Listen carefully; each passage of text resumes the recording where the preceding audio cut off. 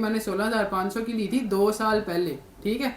और किसी को ना गलत नहीं कहा जाता होता, ठीक है। आप पहले अपने आप को देख लो, आप कि आप मुझे पहले कह रहे हो कि ये 10,000 की कोई नहीं लेता, और आप मुझे अब कह रहे हो कि 19,500 की ये मशीन है। देखें तो भाई, आप ये ना, आपकी चीज़ है, आप जितने मर्जी की दें, वो मेरी चीज़ है, मैं जितने मर्जी की दूं। मेरी मशीन 19,500 रुपये की है, तो ठीक फिर है। आप किसी को गलत ना कहो।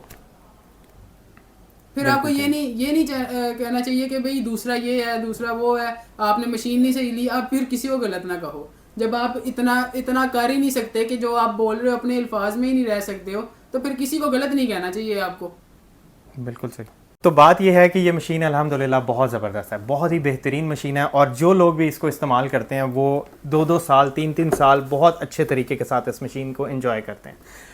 तो वीडियो बनाने का मकसद सिर्फ ये था कि किसी को बुरा कहने से पहले इंसान को अपने गिरेबान में झांक लेना चाहिएगा। ये वीडियो बनाने का मकसद सिर्फ आप लोगों को एक नॉलेज प्रोवाइड करना था कि मशीन अल्हम्दुलिल्लाह जो आप ज़ोएब मशीन से लेते हैं वो रिपेयर्ड पीसेस नहीं होते, 100% जेन्युइन होते हैं, लोकली चले हुए पीसेस नहीं होते। 1,000-2,000 रुपये की खातिर कहीं से सस्ती मशीन खरीदने से कोई फ़ायदा नहीं होगा।